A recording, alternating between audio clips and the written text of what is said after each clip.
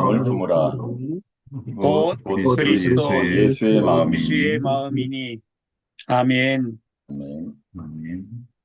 우리가 살아가는 모든 삶의 영역은 하나님이 주시는 예수님의 마음, 즉 하나님의 마음으로 살아가는 것입니다. 하나님의 마음을 느끼고 살아가는 삶은 어떻게 보면 세상적으로는 성공적인 삶이 있는지 모르지만 하나님 안에서, 하나님의 품 안에서는 성공이 아니라 실패의 삶입니다. 하나님께서 지난 9월 9일부터 19일까지 저와 저희 부부와 장로님 부부 4명에게 타직과 키리키즈를 돌아볼 기회를 하나님이 주셨습니다. 여러 가지 환경과 상황들이 진행되어지고 또 교회 또한 연로화되어지면서 많은 분들이 함께하지 못하고 있음에도 불구하고 하나님의 명령이고 하나님의 마음으로 주셨던 일이기에 순종하는 마음으로 함께했습니다.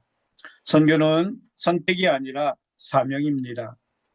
선교는 선택이 아니라 사명인 이유는 성경에서 우리에게 분명하게 계시하시고 또 깨닫게 하시고 알게 하셨기 때문입니다. 우리의 모든 길과 생명과 모든 삶의 기준은 오직 성경입니다. 모든 성경은 하나님의 감동으로 된 것으로 교훈과 책망과 바르게 함과 위로 교육하기에 유익하니 이는 하나님의 사람으로 온전하게 하며 모든 선한 일을 행할 능력을 갖추게 하려 함이라 말씀하셨습니다. 첫 번째 방문했던 지역이 타직이었습니다. 타직이나 키르키즈는 이슬람 국가입니다. 앞으로 2번 정도 넘겨주시면 돼요. 앞으로. 예, 예, 감사합니다. 타직이나 키르키스탄은 마음껏 대놓고 선교하고 활동할 수 없는 지역입니다. 타직은 차광열 선교사가 함께 사역하는 곳인데 은밀하게 사역하는 곳입니다. 지금 모여있는 이 사진의 장면은 타직의 여성들, 기독교 여성들이 은밀하게 모여서 매주가 아니라 분기별로 한번 이렇게 모여서 찬양하고 기도하고 말씀 사모하고 나누는 그런 모임들을 갖고 있습니다. 저희들이 방문했을 때에 휴양지 지역의 한 곳을 은밀하게 대여하여서 이러한 귀한 시간을 가지면서 함께 찬양도 하고 함께 기도하면서 여성들이 모여 찬양하고 함께하는 일에는 남성인 제가 함께하지 못했고요. 여성들이 같이 예배하다가 말씀 전하는 시간에 함께 있습니다. 타직에서 제가 전했던 말씀은 영적 전쟁과 중보 기도에 대한 부분이었습니다. 선교사님도 끊임없이 사역하면서 주어진 환경과 상황 가운데 영적 전쟁이 필요함을 느끼면서 홀로 기도하기보다는 여성들을 통하여 연합하며 기도했고 그리고 어떻게 기도해야 되는가에 대한 방법들에 관해서 함께 나누면서 좋아하셨습니다. 벌어지는 환경과 상황이 무슬림 지역이기 때문에 그저 우연히 벌어지는 일들이 아니라 모든 것이 영적 전쟁이었음을 깨닫게 되어졌고 그리고 강력하게 영적 전쟁에 관한 기도문 가지고 함께 대접 기도하고 함께 있던 시간이었습니다. 특별히 주변에 많은 불신의 동네 사람들 이들을 통해서 이루어지는 교회는요 대부분 형제들, 친척들, 가족들로 구성된 그러한 교회들입니다. 왜냐하면 외부의 사람이 들어와 가지고 예배하는 모습, 이러한 모습이 밖으로 드러날까 봐 누가 예수 믿고 함께 하자고 해도 그렇게 환영할 수 없는 그런 지역입니다. 어느 사람이 예수 믿기로 작정하면 그를 이 가족의 모임에 초청하는 것이 아니라 그를 통해서 그 가문이 함께 예배하도록 이렇게 확장하는 그런 모습을 보고 있습니다. 우리가 함께 강력하게 타직을 위하여 기도하는 시간을 가졌고요. 그리고 특별히 그 가운데 한 자매가 더 열심히 강력하게 함께 기도하는 그러한 은혜의 시간을 가졌습니다. 그리고 모든 순서를 마치고 헤어지고 마침 그 주변에 가정교회를 이루는 한 가정에 방문해서 교제하는 시간을 가졌습니다.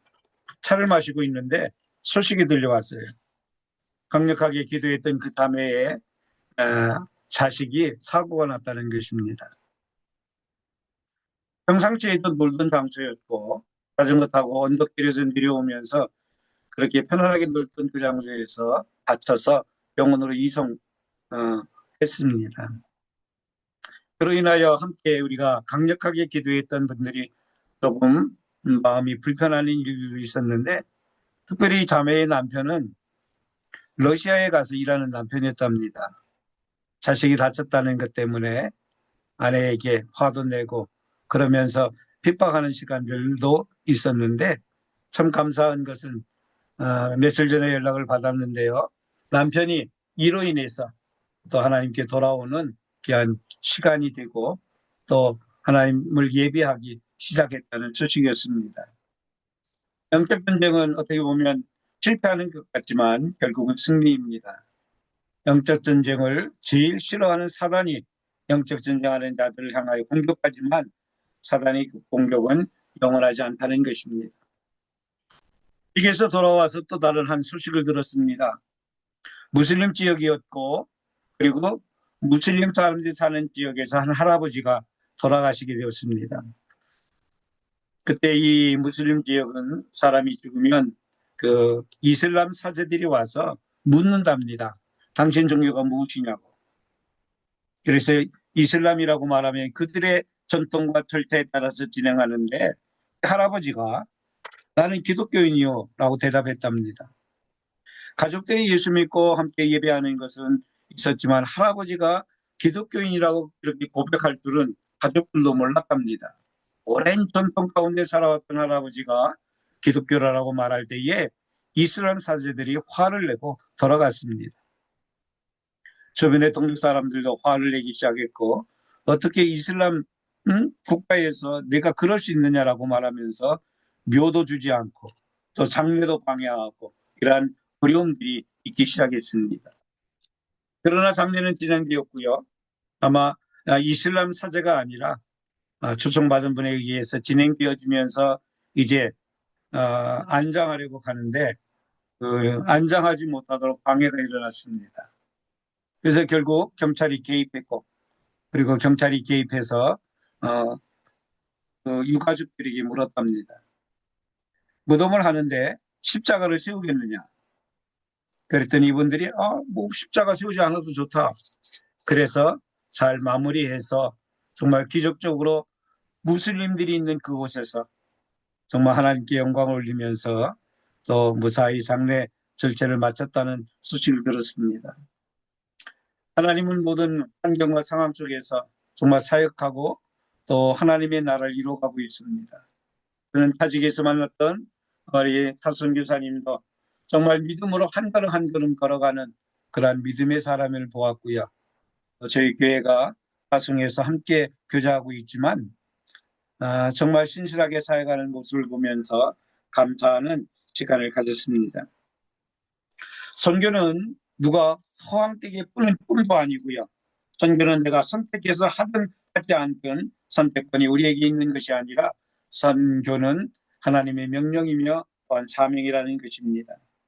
우리의 삶 가운데 모든 영역에서 선교사로 가든지 아니면 삶의 터전에 살아든지 앞으로 많은 비전과 꿈을 가지고 세계 열방을 향하여 나가든지 우리는 분명한 하나님의 부르심은 선교를 향한 하나님의 부르심이라는 것입니다.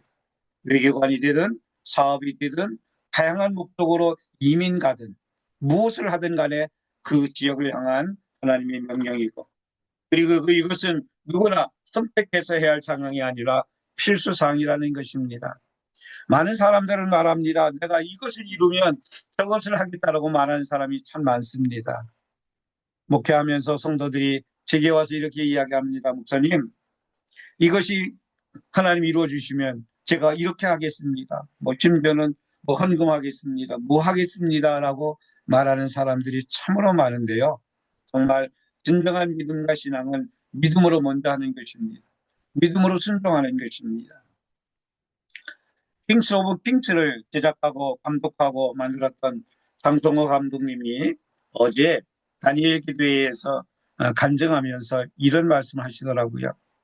자기가 지금까지 일한 모든 사역을, 모든 일을 해나가면서 내가 잘못한 것을 깨닫는데 내가 할 수 있는 모든 노력을 다한 후에 내가 이것도 해보고 저것도 해보고 다 해보는데 안 되면 그제서야 내가 하나님께 기도했다라고 우선순위가 잘못됐다라는 고백이었습니다. 일하기 전에 계획을 세우기 전에 내가 무엇을 추진하고 나가기 전에 먼저 기도하고 하나님의 인도함에 따라 살아가야 되는데 정말 우리가 그렇게 함께 살아가기를 소망합니다. 선교는 선교사들의 몫만이 아니라 우리 모두의 몫입니다. 어디에 있든지 어느 곳에 있든지 가장 가깝게는 바로 가정이 우리의 선교지이고요.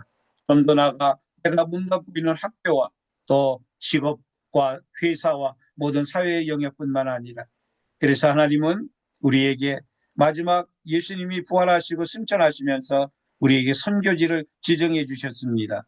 예루살렘, 온 유다, 사마리아, 땅끝까지 우리의 삶의 모든 영역에서 귀한 사역을 함께 감당하는 우리 모두가 되었으면 합니다. 두 번째로 우리는 하나님께서 우리 교회에게 주신 비전입니다. 11,111에 관한 비전을 주셨고요. 저희는 이렇게 선포하고 있습니다. 기독교 대한성결교회 유교교회는 크지 않지만 작은 교회이지만 열방을 품고 열방을 섬기는 큰 교회라고 하는 표를 내세우고 그런 마음으로 하나님을 섬기고 있습니다. 그러나 이후에 교회마다 많은 어려움이 있지만 동일하게 저희 교회도 그러한 예배의 어려움도 있고 다양한 사역과 환경에 대한 어려움도 있습니다.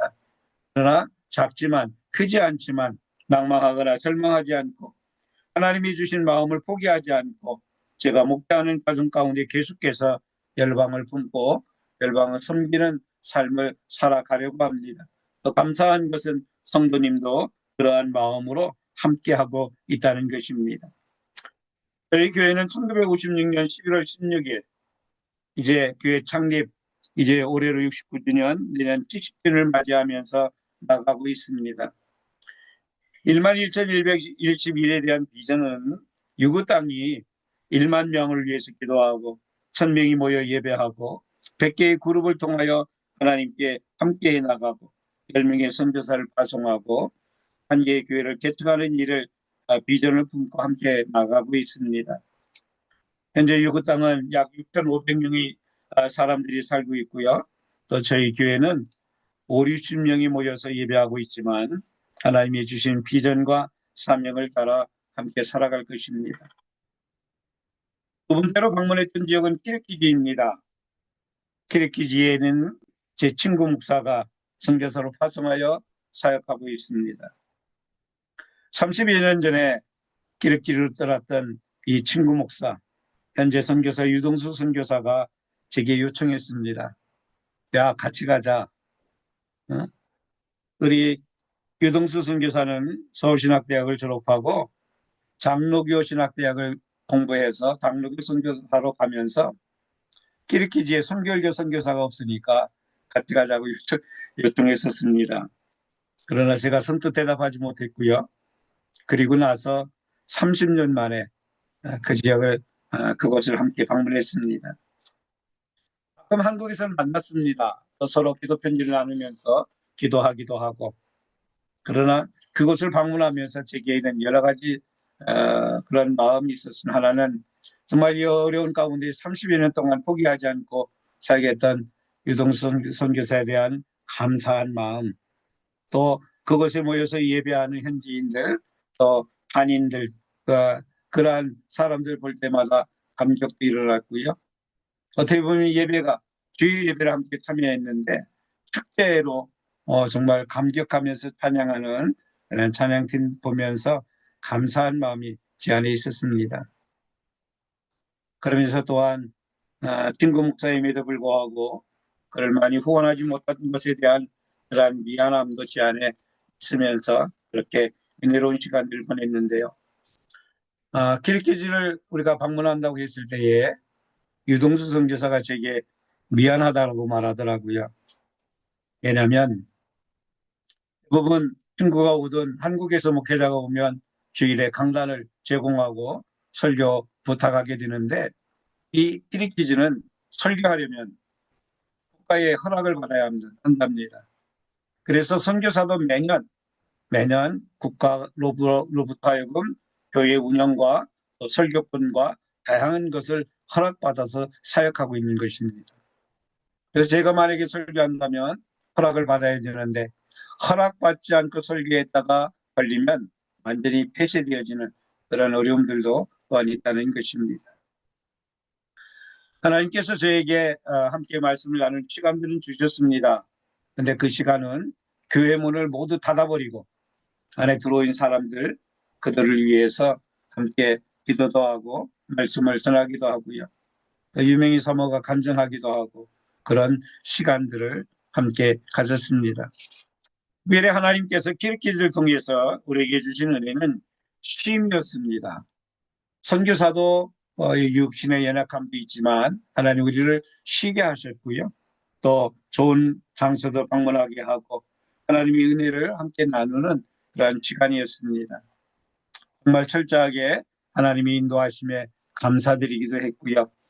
그리고 또한 우리의 그런 환경과 상황도 하나님이 적절하게 인도해 주셨습니다.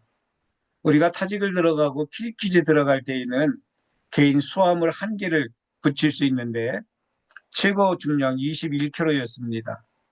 후원하는 물품도 가져가고 함께하면서 어려움 없이 최소한으로 들어갔는데 킬키즈에서 나올 때는 1인당 15kg예요. 정말 갔기 때문에 교인들이나 또 우리 장로님 지인들이나 선물을 사서 넣어야 되는데 줄 것은 많지만 무게가 한정되어져서 그렇게 포기하고 있었는데 마침 출국하기 전에 그 현지에 항공사를 책임지는 우리 한국인 장로님이 계셨습니다. 저는 선교사에게 요청을 했고 미리 다 얘기돼서 오버되는 것에 대하여 허락을 받은 줄 알았는데 받지 않았더라고요.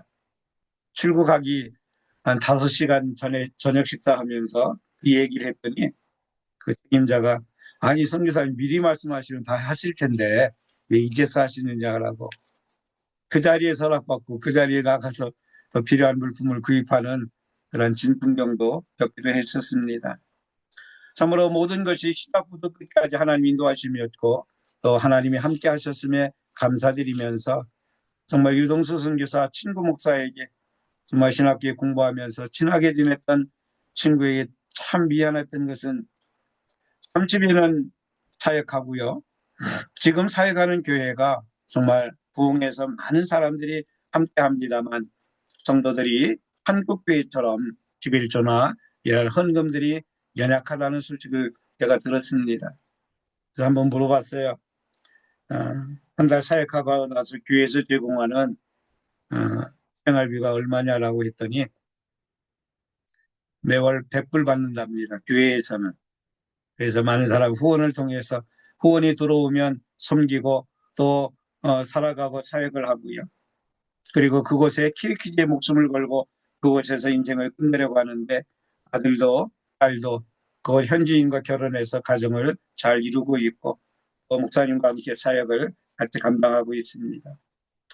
현재 열악한 환경 속에서도 포기하지 않고 끝까지 믿음의 걸음을 걷는 친구 목사 유동수 선교사 또 타지기의 차광열 선교사를 보면서 목사로서 한국에서 어떻게 보면 편안하게 살아간다는 이 삶이 미안하기도 했고 또 그들이 그곳에 사역하는 모습을 보면서 감사한 마음이 제 안에 있었습니다.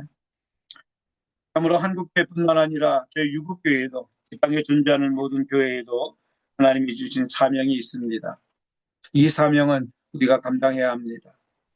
특별히 한국교회가 하나님께 서원한 사명이 있습니다. 1980년 8월 김진훈 목사님을 비롯한 한국교회 지도자들이 하나님께 서원했습니다. 10만 명의 선교사를 파송하겠다라고. 비록 저와 여러분들 또 혹시 여러분들 가운데 이곳에 같이 있었던 분도 계실지 모르겠습니다만 우리 학생들은 이 선포식을 우리는 모릅니다. 그러나 내가 하나님께 서원하지 않았지만 우리 신앙의 선배님들, 목사님들, 그곳에 모였던 성도들이 함께 믿음으로 선포했던 그 선포, 서원은 우리의 몫입니다. 2030년까지 10만 명의 선교사를 파송하겠다라고 선언했던 이 선언은 우리 한국교회가 하나님께 드린 약속이고 서원입니다. 또한 우리의 사명입니다. 어떤 분들은 말합니다. 현재 한국교회가 3만 명의 선교사를 파송했다고 말하는데 어떤 분들은 3만 명이 아니라 2만 6천 명 정도밖에 되지 않는다는 것입니다. 어떻게 이 일을 이루겠습니까? 하나님이 하실 것입니다. 그리고 하나님이 하시는 일에 순종하는 자들을 통해서 이 일을 이루어 가실 것입니다. 바로 그 몫이 저의 몫이고 우리 교회의 몫일 뿐만 아니라 우리 모든 사람들의 몫이고 특별히 대한민국의 몫임을 우리가 기억해야 합니다. 참으로 저는 또다시 하나의 희망을 걸고 기도하고 있습니다. 우리는 바벨론 포로 70년을 생각하면서 한국교회가 70년 만에 놀라운 회복이 있을 것을 기대하면서 우리가 지금까지 기도해왔고 또 소홀해왔지만 많은 일들이 70년이 지났습니다. 광복 70년, 또 6.25 전쟁, 이제 휴전의 70년, 다양한 70년을 우리가 추구하고 왔지만 이제 우리에게 또 하나의 70년이 남았습니다. 이스라엘 백성들이 바벨론 포로로 가고 그들이 돌아와서 성전을 건축하면서 무너진 성전이 무너진 후 70년 만에 저들이 성전이 다시 재건되어 성전에서 하나님을 예배했습니다. 북한 땅에 성전이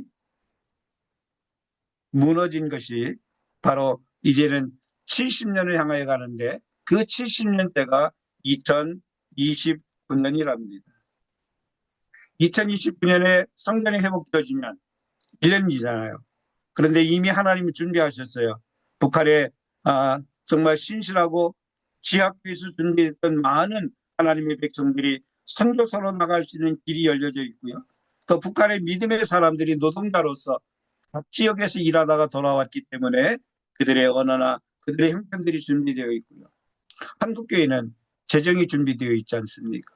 한국교회의 재정과 기도와 북한의 기도와 그들의 선교사의 헌신을 통해서 저는 이 일을 이룰 수 있다라고 저는 기도하고 있습니다. 복음의 통일을 이루어지고 또한 여의도에 모였던 100만의 그러한 집회가 아니라 또 평양에 놀라운 부흥의 역사가 있었던 역사적인 사건으로 끝나는 것이 아니라 2030년에 평양 땅에 우리 남북한의 모든 성도들이 모여서 하나님을 찬양하고 10만 명을 선교사를 파송하는 날이 오기를 기대하면서 소망하고 기도하고 있습니다. 하나님이 우리에게 말씀하셨습니다. 오직 성령이 너희에게 임하시면 너희가 권능을 받고 예루살렘과 온 유다와 사마리아와 땅끝까지 이르러 내 증인이 되라라고 하나님 말씀하셨습니다. 이것이 바로 저와 여러분을 향한 하나님의 마음입니다. 오직 성령이 너희에게 임하시면 성령이 임한 자는 예수 믿고 구원받은 자는 성령이 임하여 성령의 인도함대로 살아가는 자는 하나님이 권능을 주실 것이고요. 예수님의 증인으로 우리 모두를 모든 곳으로 파송할 것입니다. 예루살렘 바로 이 대한민국이라고 이해할 수 있고요. 온 유대 우리 주변의 국가들 사마리아 하나님을 대적하는 이슬람과 불교권과 공산권과 모든 것들 그리고 땅끝까지 이르러 하나님이 증인이 되라고 말씀하셨습니다. 여러분들은 어디에서 하나님이 증인이 되기를 원하십니까? 한국도 좋습니다. 가정도 우리 주변도 좋습니다. 하나님이 세우시는 그 땅에서 하나님의 증인으로 함께 살아가는 저와 여러분이 되시기를 주님의 이름으로 축원합니다. 마태복음 24장 14절에 보면 예수님이 이렇게 말씀하셨습니다. 이 천국 복음이 모든 민족에게 증언되기 위하여 온 세상에 전파되니 그제야 끝이 오리라. 사람들이 예수님께 물었습니다. 선생님, 어느 때가 마지막 때입니까? 라고 물을 때에 예수님은 다양한 증상들, 전쟁이나 기근이나 전염병에 관하여 말씀하셨지만 그 때와 그 기간은 아버지의 권한에 있다라고 말씀하셨어요. 그러면서 예수님이 마지막 때가 언제인가를, 끝이 언제인가를 우리에게 제시해 주시고 예언하신 말씀이 이 말씀입니다. 천국 복음이 모든 민족에게 증거되면, 증언되면 그때가 끝이다. 온 세상에 전파되어지면 그때가 끝이다라고 말씀하고 있습니다. 하나님의 마음이 여기에 있고 예수님의 재림을 앞당기는 길이 여기에 있고 아버지의 나라 새하늘과 새 땅을 이루어가는 길이 여기에 있음을 기억하십시오. 이것이 선교사만의 사명이 아니라 정말 우리 모두의 사명입니다. 목사들의 사명은 한 개만 있는 것이 아니라 바로 세계 열방을 향한 사명이 있다는 것입니다. 저희 교단만 해도 참 안타까운 것은 선교할 수 있는 교회들이 선교하지 않는 교회들이 참 많습니다. 어려운 교회는 재정에 어려움이 있다고 말하면서도 그래도 절약하며 선교하는데, 우리 교단에도 5억 이상의 1년 예산이 있음에도 불구하고 선교하지 않는 교회가 있다는 소식을 들을 때마다 참 마음 많이 아픕니다. 우리가 존재하는 이유, 우리가 사는 이유 바로 여기 있습니다. 모든 민족, 모든 사람, 나 이외의 모든 이유. 여러분, 다시 한번 말씀드립니다.